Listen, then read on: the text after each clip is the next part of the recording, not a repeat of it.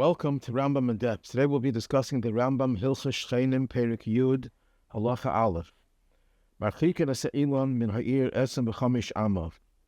A tree should be planted at least 25 cubits away from the city. And then he goes on to describe different kinds of trees. U'v'charuv u'v'shikma. If it's a carob tree and a wild fig tree, then it should be 50 amma, 50 cubits. You have a lot of branches. This is because of the beautification of the city.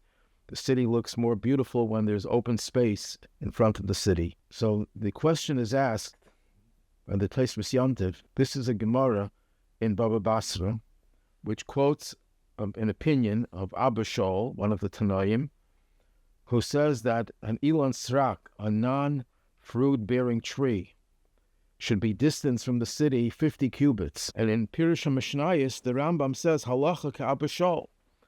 And yet, in the Mishneh Torah, in this halacha, where he should have brought that opinion, he omits it. So that's a question asked by the Tosefos Yom Tov. True, the Nimukei Yosef writes that these dinim only applies in Eretz Yisrael. In Eretz Yisrael, only when the Yidden live in Eretz Yisrael. So it's something that Nimukei Yosef says is Hilchos Moshiach. This will be irrelevant in the days of Moshiach. That's why the Shulchan Aruch doesn't bring this halacha, because the Shulchan Aruch only deals with halachas that are noyig, that apply nowadays before Moshiach.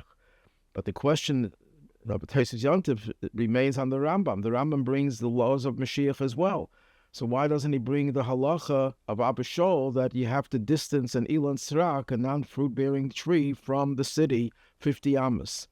So the Sofer in Bava Basra answers that the Rambam, true, he does bring halachos that will only apply in the future, but halachos that will not even apply in the future, that don't apply today, he doesn't bring. So what does that have to do with ilan srak? Because it says in the Gemara that when Moshiach comes, the ilan srak will produce fruits. So there'll no longer be a halacha relevant. This halacha was relevant in the past when the ilan srak did not bear fruit and the Yidden lived in Eretz Yisrael. So then they had to know that they have to distance it 50 amos. But now that's no longer applicable, and in the future it won't be applicable because the ilan srak will bear fruit. Therefore, the halacha doesn't apply. There's no reason to bring that halacha. However, the question is still asked.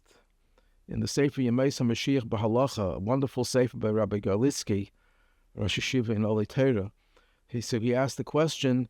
The Rebbe brings the Rambam and elaborates on it, that in the first Tekufa, in the first period of Moshiach, that there will be no changes in the world.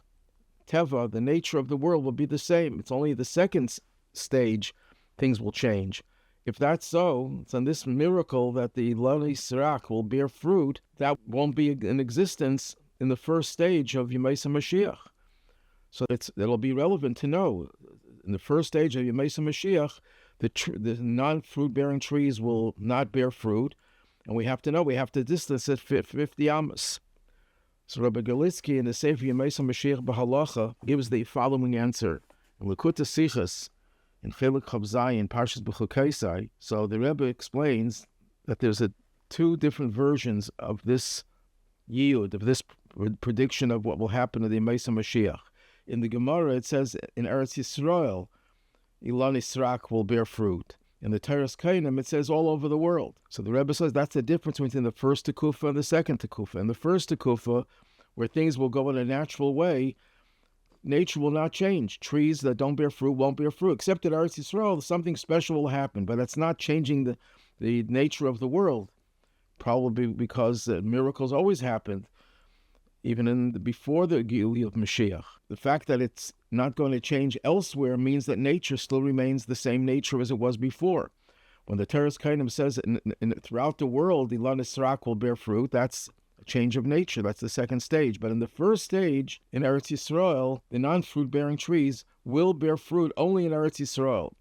And since, according to the Nimukei Yosef, and we have to assume the Rambam holds like that, this halacha of distancing trees from a city is only noyig in Eretz Yisrael. It won't be noyig anymore, because in Eretz Yisrael, the non-fruit-bearing trees will bear fruit. That answers the question why the Rambam is mashmit. However, in ha'ara, the Rebbe, and look at the Sichos, that the Moshiach b'halacha brings that ha'ara, it's mashma that from the Rambam that he holds that even in the first Tekufa, even in Eretz Yisrael, the trees will not bear fruit.